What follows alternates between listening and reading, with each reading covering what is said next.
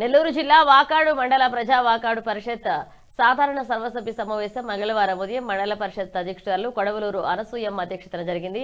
ముందుగా వివిధ శాఖల అధికారులతో సమీక్షలు నిర్వహించారు. అనంతరం మండల పరిషత్ ప్రత్యేక ఆహ్వానితులు కొడవలూరు దామోదర్ రెడ్డి మాట్లాడుతూ ముందుగా మండల పరిషత్ పరిపాలనలో చివరి సమావేశం కావడంతో ప్రజాప్రతినిధులకు అధికారులకు హృదయపూర్వక ధన్యవాదాలు తెలిపారు. ఇక స్థానిక సంస్థల పరిపాలనలో ప్రజాప్రతినిధులు అధికారులు రెండు కళ్లుగా వ్యవహరించాల్సిన అవసరం ఉందన్నారు. సమావేశంలో జడ్పీటీసీ సభ్యులు రైతు రామకృష్ణ, ఇన్ఛార్జ్ ఎంపీడీఓ శ్రీనివాసులు, తహసీల్దార్ ఇక్బాల్, మండల పరిషత్ ఉపాధ్యక్షులు కె నిర్మల, వివిధ శాఖల అధికారులు, ఎంపీటీసీ సభ్యులు పాల్గొన్నారు. విచ్చేసినటువంటి ప్రజాప్రతినిధులు, అధికారులు, మీడియా మిత్రులు అందరికీ హృదయపూర్వకమైనటువంటి నమస్కారం.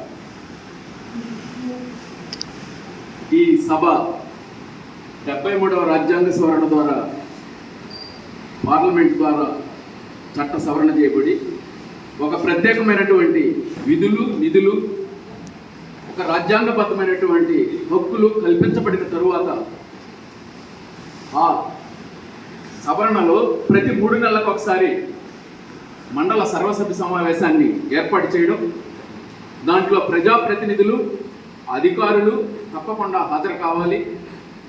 ఈ సభలో ప్రజాప్రతినిధులు రైజ్ చేసేటువంటి ప్రజానేకానికి సంబంధించినటువంటి సమస్యలకు ఈ సభ ద్వారా పరిష్కారం జరిగితే పరిష్కరించడం, లేకపోతే పై అధికారుల దృష్టికి తీసుకుపోవడంలో భాగంగా జరుగుతున్నటువంటి సమావేశం.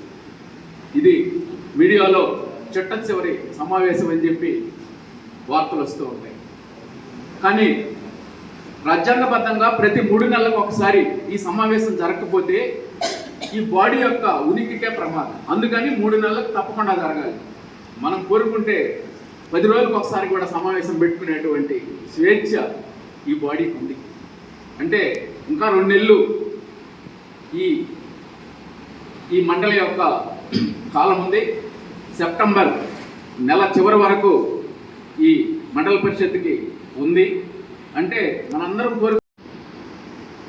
కొన్ని సమస్యలు కావచ్చు, వాటికి పరిష్కారం కావచ్చు, ఇంకోటి అందరూ భాగస్వాములు అయ్యారు. చాలా సంతోషము. అధికారులు, నేను ప్రతి మీటింగ్లో రిక్వెస్ట్ చేస్తుంటాను. మళ్ళీ నా చివరి రిక్వెస్ట్ కూడా మీ అందరికీ, మీరు అక్కడ కూర్చోన్న 10 మందిలో 10 మంది ఇళ్ళు. నేను ఎంటెక్ చదువుకున్నాను. నేను 10th క్లాస్లో రెసిడెన్షియల్ స్కూల్ ఫస్ట్. కానీ నేను ఆ సీట్లో కూర్చోలేకపోయాను. వాళ్ళకి ఇవ్వాల్సిన గౌరవం వాళ్ళకి ఇవ్వాలి. ఈరోజు సమాజం నడుస్తుందన్నా, దేశం నడుస్తుందన్నా, రూల్ పొజిషన్ ఇంప్లిమెంట్ అవుతుందన్నా, పేదోళ్ళ కన్నీళ్లు తుడుస్తున్నారన్నా, పేదోళ్ళకి సౌకర్యాలు అందుతున్నాయన్నా ఈ అధికారుల దయవలనే అనే విషయాన్ని దయచేసి మీరు మర్చిపోవద్దు. మీ ఉనికిని మీరు కోల్పోవద్దు. మీడియా మిత్రులందరికీ నా హృదయపూర్వక నమస్కారాలు. ఈ రెవెన్యూ శాఖ తరఫున మొత్తం 12,500 పైగా స్మార్ట్ రైస్ కార్డులను మన మండలంలో ఉన్న రేషన్ కార్డు హోల్డర్స్ అందరికీ అందజేయడం జరిగింది.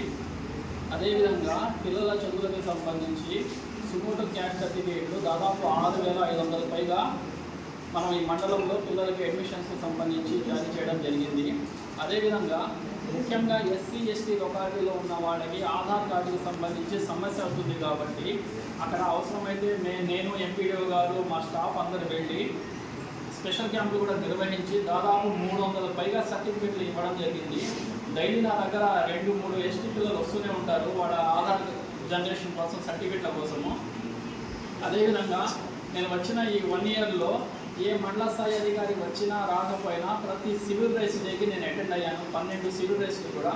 లాస్ట్ టైం జరిగినప్పుడు కూడా సిడిపిఓ గారు చెప్పారు 2 పిల్లలకి ఆధార్ కార్డు జనరేట్ చేయాలని. సో మిగతా అంగన్వాడీ టీచర్కి గ్రామ పిఎస్తో కోఆర్డినేట్ చేయించి వాళ్ళకు కూడా సర్టిఫికేట్ ఇవ్వడానికి ప్రయత్నించాము. ఈ విధంగా సివిల్ రైస్ డేలో కూడా చాలా వరకు మన దృష్టికి వచ్చిన సమస్యలు పరిష్కరించడానికి కృషి చేస్తున్నాము. అదేవిధంగా మన మండలంలో మొత్తం 9 గ్రామాలలో రీసర్వే జరుగుతుంది. 6 గ్రామాలు తహసీల్దార్ లాగిలో ఉన్నాయి, మిగతా 3 గ్రామాలు విఎస్ లాగిలో ఉన్నాయి. ఆ 9 మ్యాక్సిమం చాలా వరకు తప్పులు లేకుండా గౌరవ ప్రభుత్వం వారు ఇచ్చిన షెడ్యూల్ ప్రకారం కంప్లీట్ చేయడానికి ప్రయత్నిస్తాము.